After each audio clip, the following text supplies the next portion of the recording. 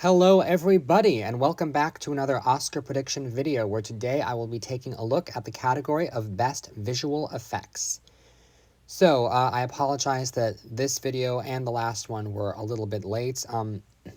As you can maybe tell by my voice, I'm not going through a super great time right now. I mean, things are happening that are good, but are also really, really exhausting and are leaving me with very little time to record. And hopefully, in the next few days, things are going to be getting a little bit less busy, and I'm going to have more time to focus on this. But right now, I'm tired, I'm kind of burnt out, and so that's why the video output hasn't been that consistent as of late. I really am going to try to fix this. I don't want this to be like 2023 when I just got so burnt out I stopped making videos in the middle. But yeah, I am sort of getting flashbacks to that. So I'm going to really, really try to pace myself and take it easy a lot more. With that said, Best Visual Effects, an interesting category in that on paper it looks really, really easy, and there is a very small part of me that wonders if it might not be as easy as we think, but maybe that's just because I'm bored and I want to spice things up a little bit. I don't know. Is this category a 100% slam dunk, or is there room for an upset? I will let you be the judge. Fifth most likely to win is Jurassic World Rebirth.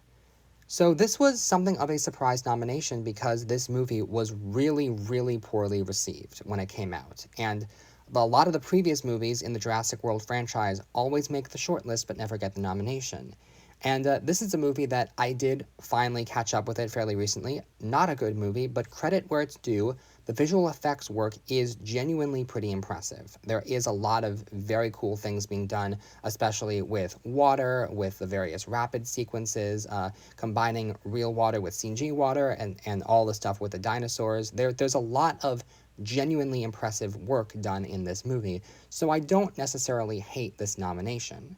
Now, the reason why I have this film ranked at number 5, number 1, it only has the one nomination for visual effects, and yes, technically, this year is the year when movies with one nomination can win because they have to see all the nominees, but I think that that's going to hurt this movie more than anything because a lot of Oscar voters are going to be upset that they had to watch this film. It's not a very good film, and I think they're going to resent it, even though the effects work is solid. And to be fair, it is some of the most notable effects work of the film. A lot of these other films, you have very subtle effects, whereas this one, CGI dinosaurs everywhere, so it is at least notable.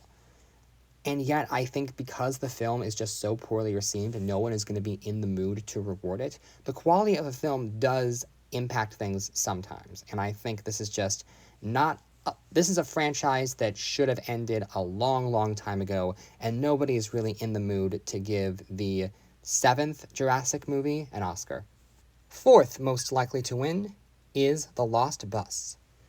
So, like the last movie we talked about, The Lost Bus only has one nomination and is not the best received film overall. I think it's marginally better received than Jurassic World, but it still doesn't have the best reviews, and it was never really in contention for anything else outside of this visual effects nomination. But again, the work is impressive.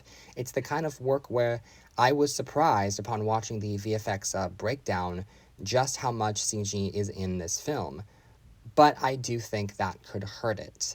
I think the problem is when you're doing something like a wildfire, which is something that could exist in the real world, even though we're all intelligent enough to know that they didn't shoot an actual wildfire for the movie, the film is very, very immersive, and you might sort of lose track of the fact that all of it is fake. It certainly looks very, very convincing enough, so this might be one of those instances where the visual effects is a little too good that it might be too subtle for people to point out.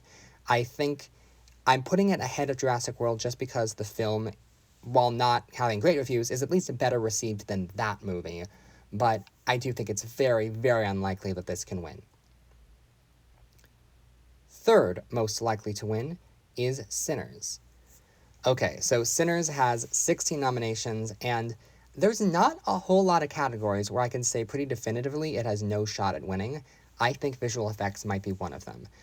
This has a very subtle use of visual effects. There's some stuff, there's some set extensions, there's the climax, there's a few interesting things that the vampires do, but most of the really notable effects in the movie is the cloning of Michael B. Jordan, which is done well, but at the same time, we've seen cloning effects being done for decades. Everything from The Parent Trap to The Social Network, even just this past year with Mickey 17, it's an effect that audiences have sort of gotten used to, and we sort of take it for granted now.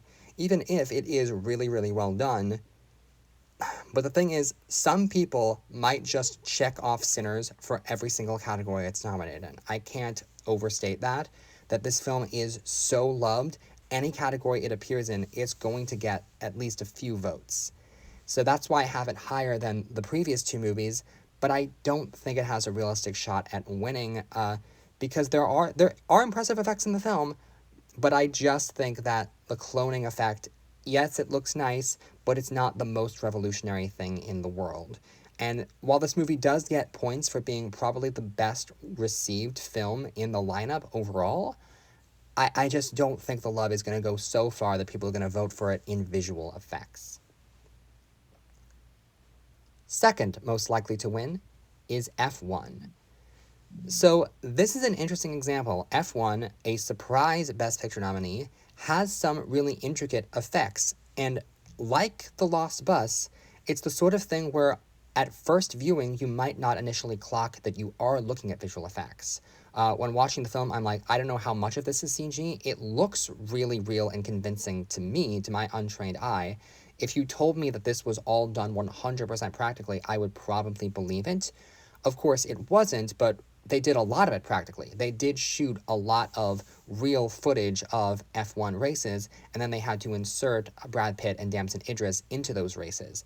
And the work is so seamless that you wouldn't know it was visual effects at all, which is a problem. The reason I have it ranked number 2 is that the movie is really well liked. The movie is potentially going to win sound, could win visual effects. And I think that support for the film could really, really boost its chances here. It is a Best Picture nominee, and the movie that I have at number 1 is not. But I do think the big thing that holds F1 back is that it's too subtle, that if it doesn't look like visual effects, voters might clock that that's what they're looking at. Granted, we did see 1917 win, which would be the closest comparison to make, but 1917 was a top 2 contender for Best Picture, and F1 really isn't. So I think that this is the runner-up, but I also think number 1 most likely to win is Avatar: Fire and Ash.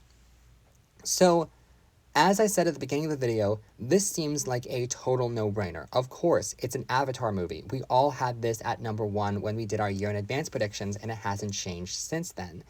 And even when this movie came out and it didn't get the best reviews, it was considered the weakest film of the trilogy, I still thought, well, it's going to win visual effects because it's an Avatar movie. And then the nominations came out, and Wicked for Good failed to receive a single nomination. Now you might wonder, well, what does that have to do with Avatar and visual effects? The only reason that you don't nominate Wicked for Good for production design and costume design is because we just rewarded this. It's the same thing. The movies were shot back to back, and there's no significant improvement between this and the last film. And you could make all of those same arguments for Avatar: Fire and Ash. Well, we just gave it to The Way of Water a few years ago. The visual effects don't look that much better, even though they are really top of what visual effects can do in general. There is an argument to be made of, we've already did this and we don't like the film as much. So I did have to stop and consider, is there a world where F1 pulls off the upset? And the main reason why I don't think F1 can pull off the upset, as I said before, is that the visual effects in that movie are so subtle that people might not realize they're looking at visual effects, whereas with Avatar, we obviously know that the Na'vi aren't real. And so I do think people are probably just going to default to Avatar. I say default like it's not the worthy winner in this category. It 100% is the best visual effects of the year. I just wonder if some voters are going to be like, been there, done that. And maybe I'm crazy. Maybe I'm just trying to make something. To be clear, I am not predicting F1. I'm just, I asked myself the question, could it happen? Is there a world where an upset happens? And look, today is BAFTA day. If F1 wins BAFTA, maybe I have to take all of this back. But my assumption is no, they're just going to give it to Avatar because that's what makes the most sense. I know what happened with Wicked scared us into thinking that they're not going to give the same tech thing 2 years in a row. I'm tired. I'm sorry. But you get what I'm saying? The Wicked thing did give me a little bit of pause, but for now, I don't think F1 is a strong enough film to overtake Avatar in this category. And I also think some people that might not want to reward Avatar are going to give it to Sinners, and there might be some vote splitting there. I'm overthinking it. It's going to be Avatar. I need to stop questioning these things. Okay, so thank you very much for watching, and tune in next time when I will be taking a look at the category of Best Animated Short Film. See you then.